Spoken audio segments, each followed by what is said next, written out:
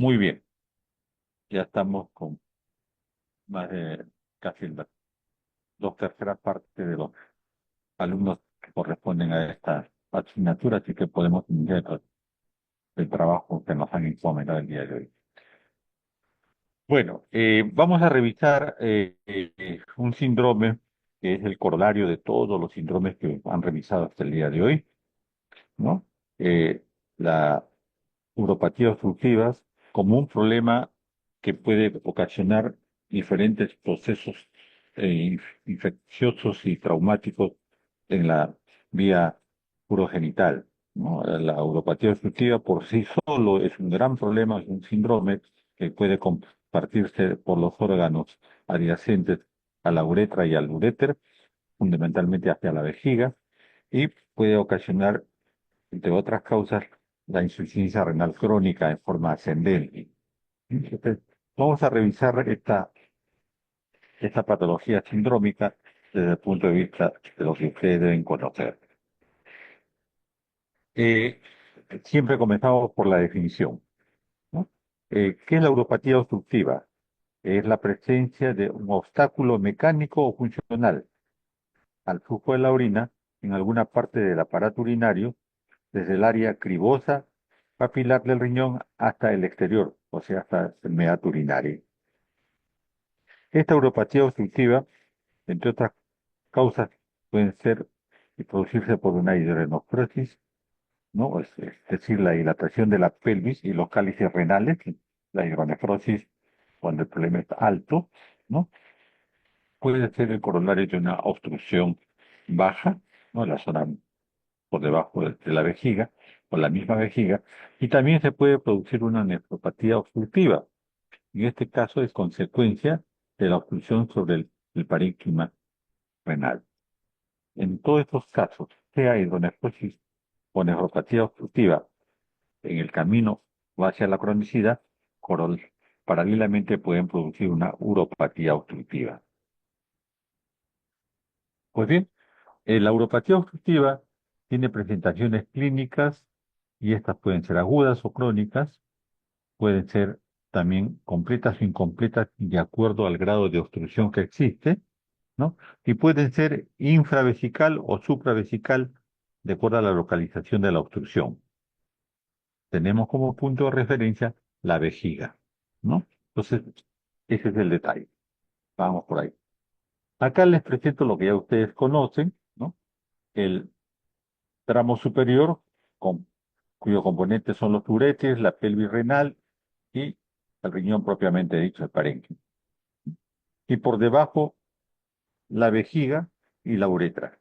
Pues bien, estos elementos están posicionados en tal forma que una lesión intraluminal o una lesión extraluminal puede condicionar el aplastamiento de los elementos en tal forma que la luz de la orina desaparezca parcialmente o totalmente y esto conlleve a una función urinaria y que en forma ascendente nos va a dar todas las patologías que ahora vamos a revisar de lo que es la uropatía obstructiva. Entonces tenemos tramo urinario común inferior, ¿no? Y el tramo urinario superior. Esto es importante para lo que vamos a conversar. Vamos comenzando por lo que es el tramo común inferior, o sea, de la zona de la vejiga hacia la uretra.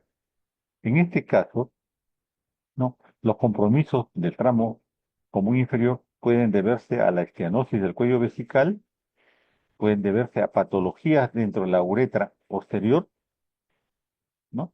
Eh, Pueden deberse a problemas en la uretra anterior. ¿Y por qué puede ser esto? Pueden ser por el aumento del tamaño de la próstata, crecimiento prostático, puede ser en la misma luz de la uretra, ¿no? Una esteanosis puede ser intrínseca o extrínseca, puede deberse a mala formación o deformación de las válvulas uretrales, puede deberse a una estenosis eh, en el tiempo de vida que tiene el paciente debido a traumas, debido a infecciones, o puede ser un tumor propio de la zona peniana, propio de la luz uretral. Todos estos tienen que ver con las patologías del tramo común inferior. Por encima de la vejiga tenemos el tramo superior y también las patologías pueden deberse a causas intrínsecas y extrínsecas. En las intrínsecas estamos hablando de problemas intramurales que pueden producir reflujo vésico-renal, puede haber esteanosis, puede deberse a vejiga neurogénica, en diabéticos por decirles, ¿no? Puede deberse a problemas de fibrosis vesical, enfermedad propia de la vejiga, los cuales pueden ser intraluminales también, asociados a problemas secundarios de litiasis, coágulos o tumores. Todo esto en forma intrínseca, que estamos hablando de la luz, pero puede deberse también a problemas extrínsecos, tumores extrínsecos fuera del aparato urogenital, puede deberse a embarazo en la mujer, puede deberse a diferentes problemas que pueden ser simplemente de necesidad que sean valorados desde el punto de vista de la fibrosis intraperitoneal. Entonces, patologías del tramo común inferior y patologías del tramo superior, divididos anatómicamente por la descripción que hemos hecho. ¿Qué sucede cuando la obstrucción intrínseca o extrínseca está en la obstrucción del tramo común inferior, que ya lo hemos han puesto anatómicamente? Hay dos fases, la fase de compensación y la fase de descompensación. En la etapa de compensación, en la primera parte del proceso obstructivo, ¿no? No hay sintomatología evidente en el paciente. ¿Por qué? Porque comienza a tratar de convalidar la fuerza de presión que puede haber produciéndose una hiperplasia del músculo detrusor.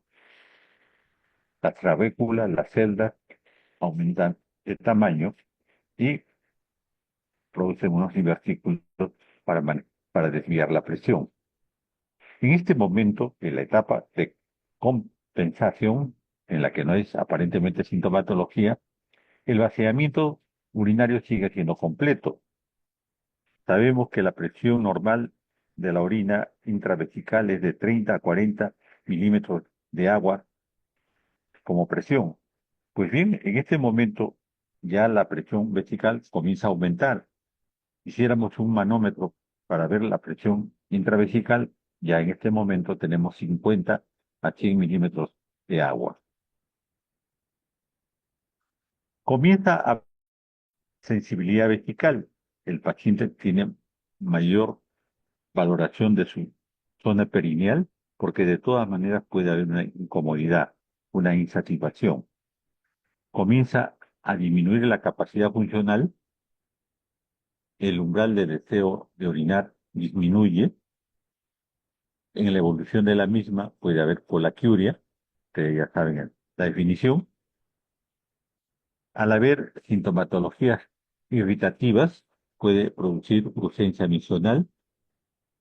Y ya en casos extremos, en esta etapa de compensación, pudiera haber, ya en lo menos frecuente, una incontinencia al momento de sentir la necesidad de orinar, en la urgencia urinaria. Eso ya es lo menos. En este momento, el tratamiento conservador es muy importante. El tratamiento conservador en base a fármacos, ¿no? Eh, puede detener y muchas veces cambiar la sintomatología inicial. Etapa de compensación en la obstrucción del tramo común inferior. Sigue avanzando el problema del paciente, ya saben las patologías que pueden condicionar el mismo, y entramos a una etapa de descompensación. En este momento, el paciente ya tiene una sintomatología franca.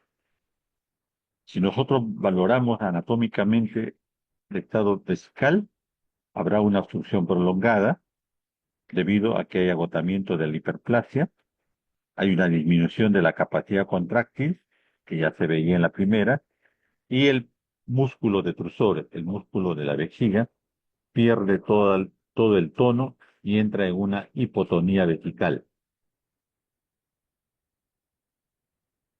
Al entrar en una hipotonía vesical, entonces la capacidad contráctil desaparece y el vaciamiento urinario que hace la persona, ¿no? Es incompleta y comienza a quedar un remanente. Es parecido a la insuficiencia cardíaca, ¿no? Algo parecido.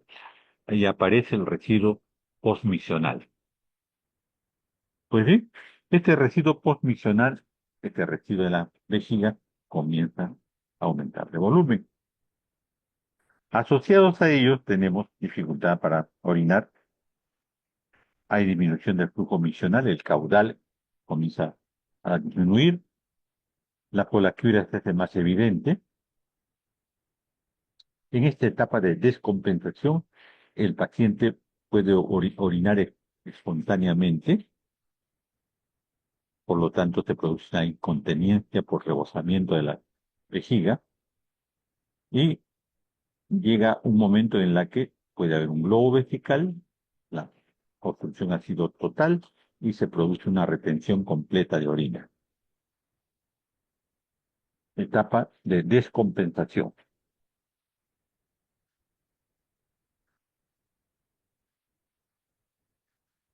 En este momento, el tratamiento ya tiene que ser de urgencia. Tenemos que bajar el volumen de la vejiga porque hay una molestia, una sensibilidad tremenda del paciente y tenemos que dar tratamiento inmediatamente. Se pone una sonda uretrovesical, se puede poner para evitar las infecciones que produce el ingreso por la parte más baja, se puede hacer un tratamiento de poner una sonda suprapúbica por el lado del pubis, se ingresa mediante una aguja con tubo a la vejiga y producimos y conectamos a una sonda suprapúbica. Esto último que les cuento evitará las infecciones urinarias secundarias al problema que estamos mencionando. Este es un tonómetro para ver la fuerza del flujo urinario, ¿no? En una vejiga normal que se contrae adecuadamente al momento de orinar, el flujo, miren ustedes, es alto, ¿no? Llega a tener hasta una potencia de centímetros por mililitro, alta, alta. Después tenemos que la parte roja, en la que ya tenemos problemas de disminución, de descompensación del paciente, comienza a bajar, ¿no? Y la parte final de descompensación total, miren ustedes, la presión del chorro urinario es bien bajo. Esto es valorado en 30 segundos. Es una forma de valorar la presión intravesical. Eh, Decíamos que hay hiperplasia y después hipertrofia. Pues bien, acá están ecográficamente, ¿no? Una vejiga en la cual el tejido, miren ustedes, ha aumentado tremendamente, las células de la pared muscular se han dilatado, es una vejiga ampliamente de tamaño gigante. Desde el punto de vista semiológico, desde el punto de vista del cual nos interesa en esta asignatura, ¿no? Habría que hacer diferencia entre la polaquiuria de la fase de compensación y la fase de descompensación. Les mencionaba que polaquiuria incipiente había en la fase de compensación y en la de descompensación la polaquiuria era franca, evidente. El paciente le contaba a uno ese detalle. Entonces, en la primera, dice hay una disminución de la capacidad funcional, hay deseo precoz de emisión rápida, fácil y urgente. Es fácil y urgente, el paciente abre el caño y orina normalmente, aparentemente. En cambio, en la polaquiuria que está asociada a la descompensación, en este caso, la vejiga no se termina de vaciar, se llena antes, la diuresis está conservada todavía, el filtrado glomerular está conservado, ¿no? En este caso la micción es difícil y el chorro es débil. La compresión intrínseca o extrínseca, de acuerdo a la patología que exista, crea estas condiciones clínicas, estas condiciones semiológicas. Hemos hablado hasta este momento todo lo que puede producir una obstrucción, ¿no? Del sistema urinario, vejiga uretra, tramo inferior. Vamos a pasar a lo que puede suceder y esto va avanzando del tramo inferior al tramo superior, o de repente de forma primaria se produce una obstrucción en el tramo superior, tal como lo hemos presentado inicialmente. Pues bien, en este caso hay una incidencia que hablar. Se dice que de cada 100.000 habitantes en un país, 166 a 200 personas al año sufren de esta patología. El hecho fundamental está que si sigue subiendo la presión intravesical, intraureteral, va a llegar a la pelvis renal y va a producir una hidronefrosis. En este caso, el primer lesionado de la propia unidad nefrogénica es el tubo colector. Ustedes saben que va al tubo colector y va al asa de Henle disculpen, al tubo contenedor distal, después al asa de Henle, después al tubo contenedor proximal y después llega hasta el propio glomérulo. Pues bien, este hecho de hidronefrosis, de ir subiendo los líquidos por retención retrógrada, en un determinado momento producen un daño renal y destrucción del parénquima. Puede haber un proceso asociado desde el punto de vista hidráulico en la que hay elevación de la presión ureteral y el calicial, o sea, el uréter y la zona pélvica del riñón. Hay un descenso del flujo plasmático renal en forma retrógrada. Normalmente ustedes recordarán que más o menos de los 650 milímetros de sangre que ofrece la economía del cuerpo al riñón, el riñón normalmente solamente una cuarta parte acepta y filtra. Estamos hablando de 125 promedio. Pues bien, automáticamente el descenso del flujo plasmático renal disminuye. Hay un descenso del flujo. Entonces, el parénquima renal comienza un estado de isquemia, atrofia y necrosis. Las células T y los macrófagos comienzan a reemplazar los elementos naturales y se comienza a producir una infiltración del parénquima renal. Todo esto conlleva a un proceso de disminución de las defensas propias de nuestro organismo, ¿no? Y estamos expuestos a la infección urinaria. En este caso, infección urinaria alta, no baja, alta. Entonces, estas son las características de la obstrucción del tramo superior, ¿no? Obstrucción que le llamamos ya es renal. Ya no es vesical, ya es renal. Eh, Hay que decir dos cosas.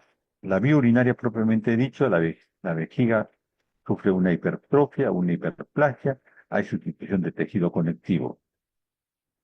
En la parte del riñón hay una dilatación tubular, hay una lesión de glomérulos en 28 días promedio, al mes ya el problema está instalado, hay un adelgazamiento medular del riñón, aunque no se ven lesiones vasculares, no hay hematuria por lo tanto.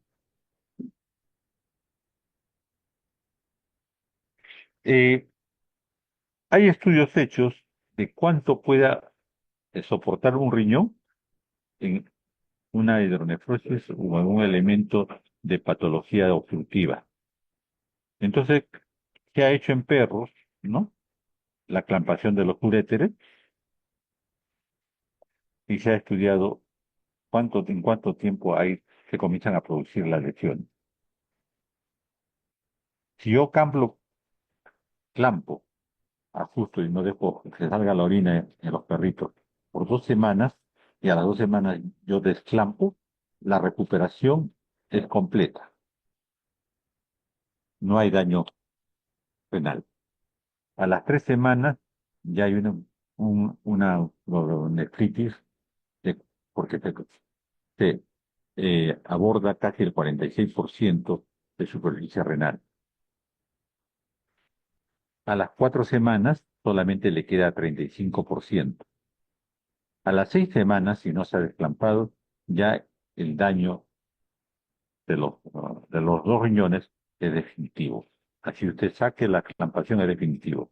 Este es un estudio hecho que nos demuestra cuánto tiempo podría el ser humano dejar de orinar y dejar de poder manejarse la frecuencia urinaria.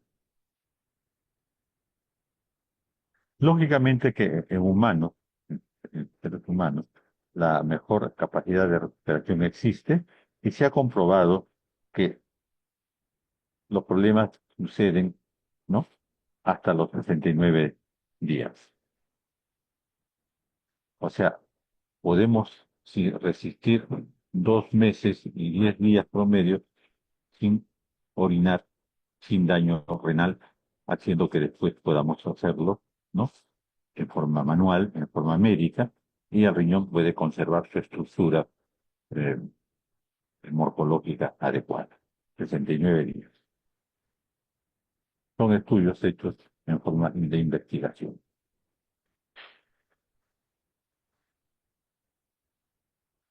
El tramo superior renal, hablando ya de búsqueda de diagnóstico, tenemos que valorar una ecografía, una urografía intravenosa, la gamografía renal y ahora tenemos la tomografía y finalmente en movimiento de forma dinámica la resonancia magnética.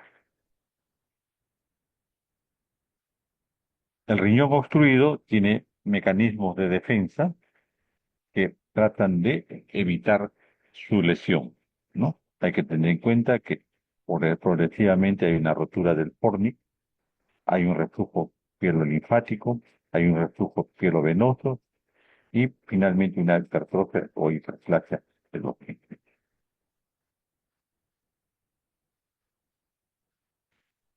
Decíamos que el diagnóstico es ecográfico, urografía intravenosa, gamografía y en otros últimos tiempos la resonancia magnética. La diferencia, ustedes saben, entre la tomografía y la resonancia magnética es que la tomografía nos maneja elementos estáticos y la resonancia magnética nos maneja imágenes en movimiento. Se pide de acuerdo a la necesidad de diagnóstico.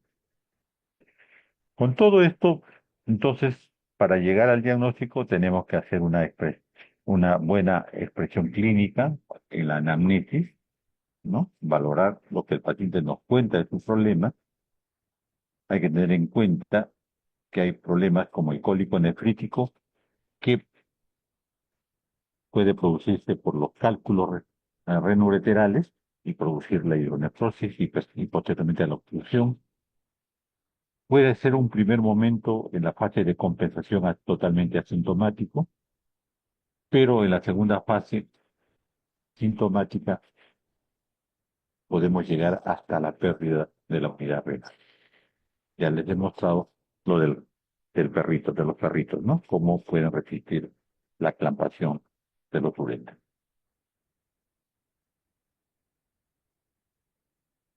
Eh, Hay pacientes en la que se hace tratamiento, ¿no? Y a pesar que se hace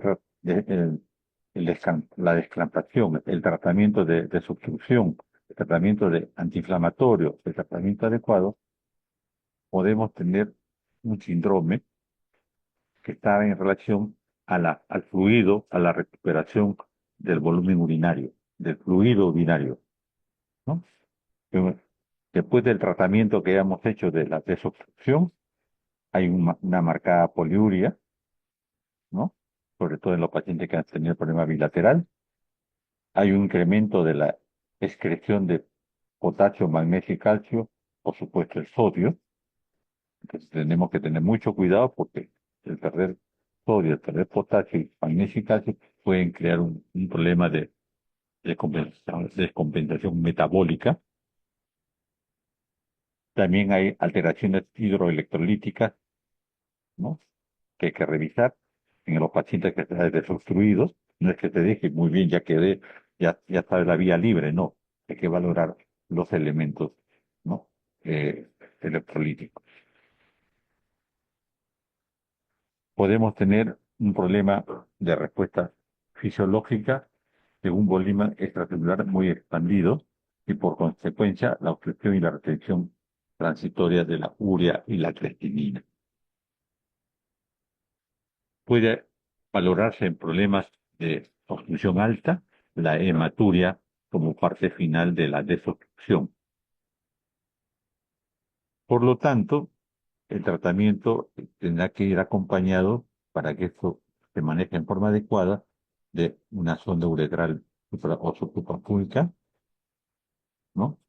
Cuando el problema es severo, ¿no? Una nefrostomía bilateral, no estoy diciendo, no estoy diciendo retiro total de los riñones, sino una nefrostomía eh, parcializada dedicada a ello. En los casos más graves en la que la uropatía obstructiva ha creado problemas en los riñones y funcionalmente ya no sirve, terminarán en trasplante renal. En trasplante renal.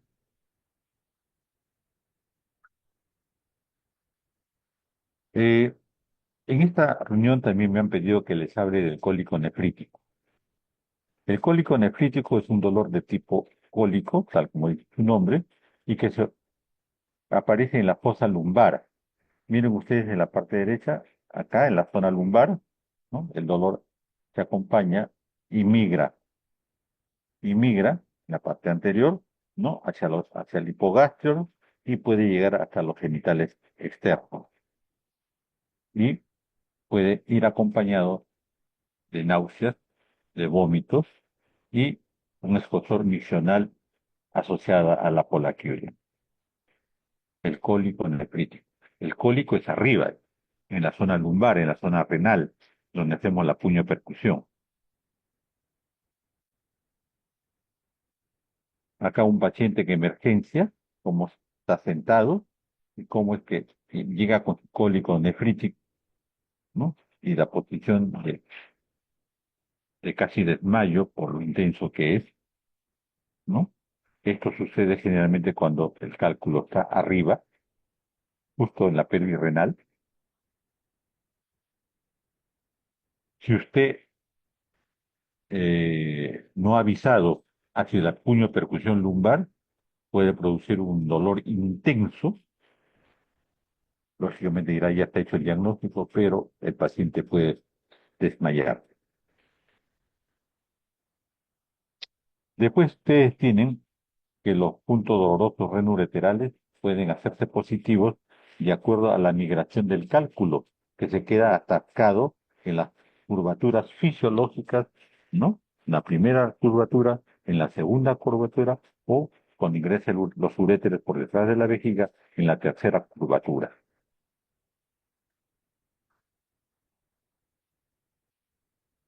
Ahí tienen las posiciones. En la primera, en la salida de la pelvis, ¿no? Cómo se inicia el dolor, que ya lo hemos visto anteriormente. Cuando ya el cálculo está en la segunda curvatura, miren, el dolor ya se hace más anterior, ¿no?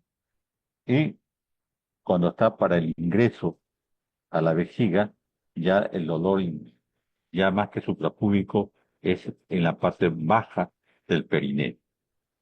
Y cómo aparece el dolor, ¿no? Ya no es lumbar, sino bien baja el dolor.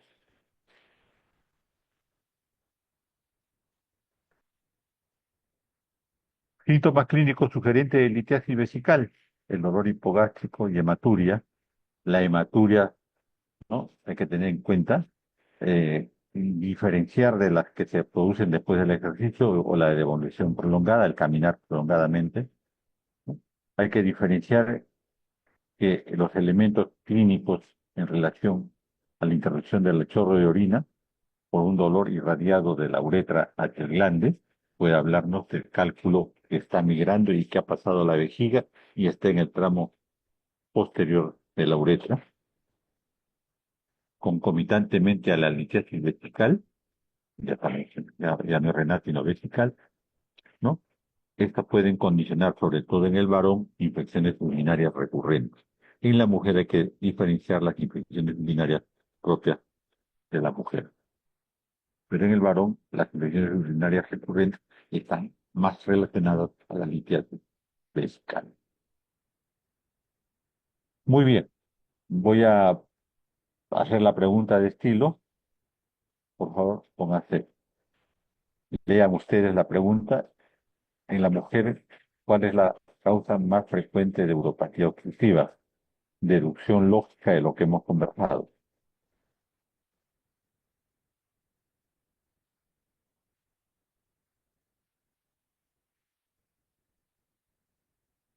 Tienen 2 minutos.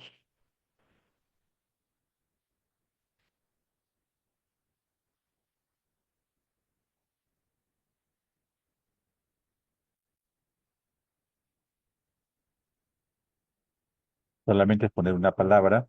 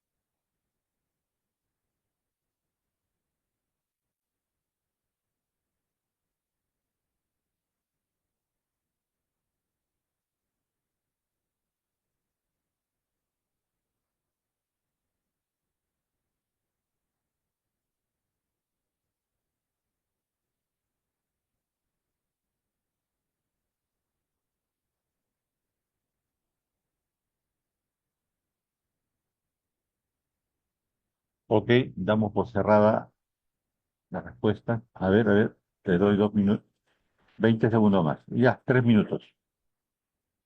Que son 149 aparentemente en el aula y solamente han respondido 131.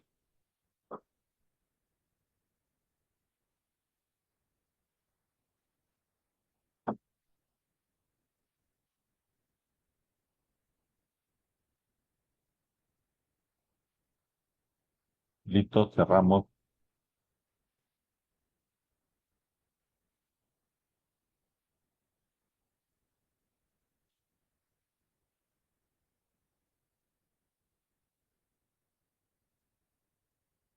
Ajá,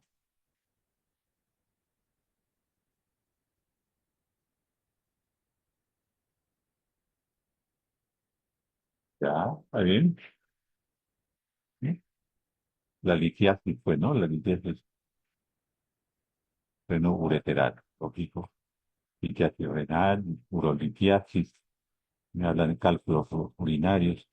Estamos hablando de lo mismo, ¿no? Litiasis. Tumores pélvicos menos frecuentes.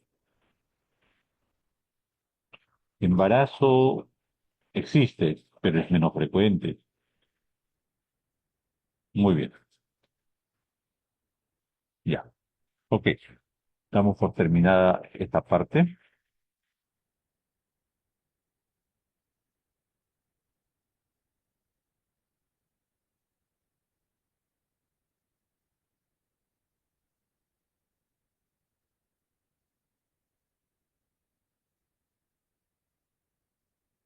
Ok, chicos, vamos a entrar a la tercera parte de la clase del día, el síndrome prostático.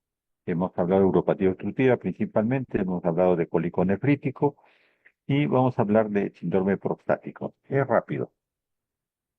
Con todo lo que hemos conversado, lo que debemos decir de este problema prostático, que hay un concepto dado, ¿no?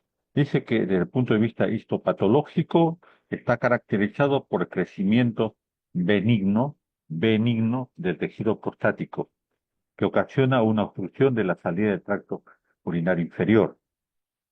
Existen tres fases: el componente mecánico, que está en relación a la actividad contráctil; el componente dinámico, que está en relación al tono del músculo liso, o sea, y al cuello vesical; y el componente vesical, ¿no?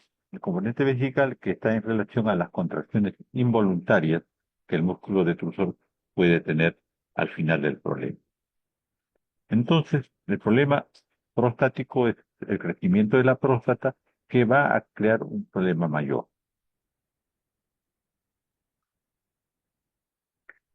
El- la hipertrofia benigna de próstata, bueno, que es benigno, Vamos, vamos, ven. Vamos, vamos. apague su micrófono, por favor. La hipertrofia benigna de próstata, ¿no? Es la forma más frecuente de uropatía obstructiva en el varón. No lo he puesto de pregunta porque es de cajón, ¿no? El problema prostático es causa de uropatía en el varón y por lo tanto puede llevar a una insuficiencia renal crónica. Muy bien. El varón dice que debe comenzar a valorarse su patología prostática a partir de los 40 años. ¿Cierto? ¿No? Lógicamente que hay muchos problemas que han ido disminuyendo la edad de las gentes, ¿no? Los problemas de hipertensión, los problemas de la diabetes, ahora ya no puedo, y de próstata ya no puedo solamente pensar en personas de 40 años, siendo que es de menor edad, ¿no? La prevalencia es mayor al 50% a los 60 años, ¿no? Y a los 80 años, el 90% de los varones tienen problema prostático, crecimiento prostático. ¿Eso qué quiere decir? Que sí o sí en el hombre la próstata va a crecer. Dependerá de muchos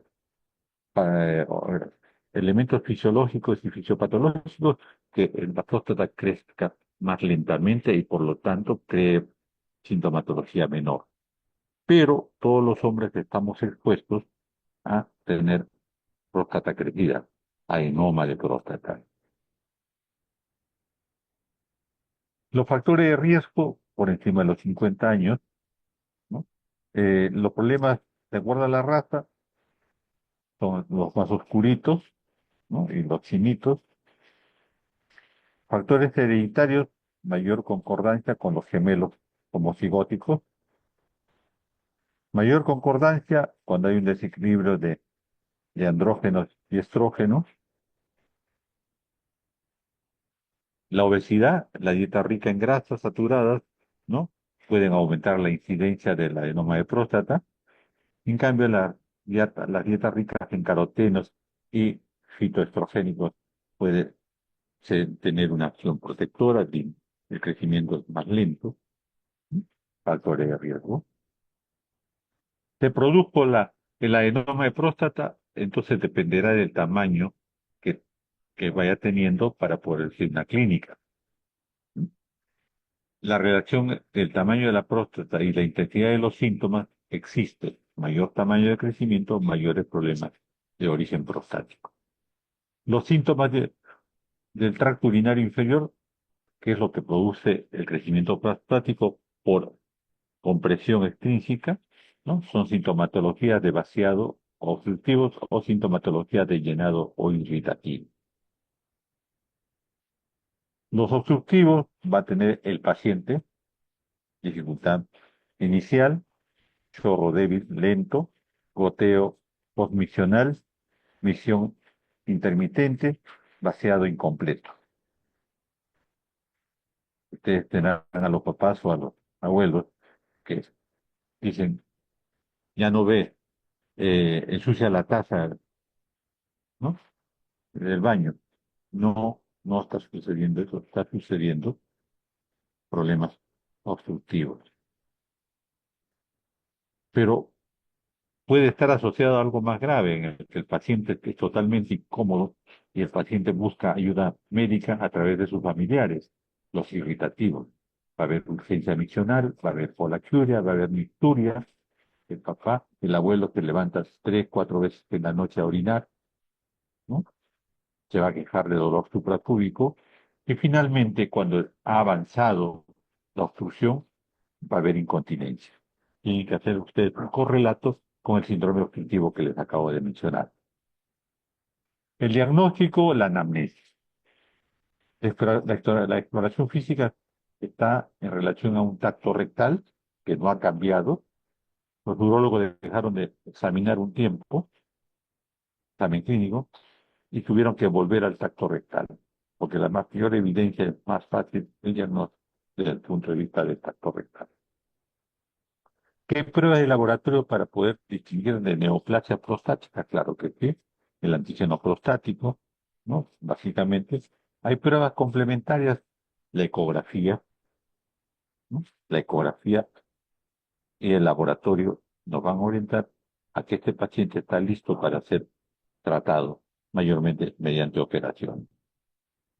Tener en cuenta en la parte de la anamnesis los antecedentes personales. Hay que tener en cuenta si hubo o no hubo infecciones urinarias bajas, si hubo neuropatía diabética, si ha habido problemas neurológicos, si ha habido problemas cerebrovasculares. Todos estos elementos se van asociados a la edad de un paciente, ¿no?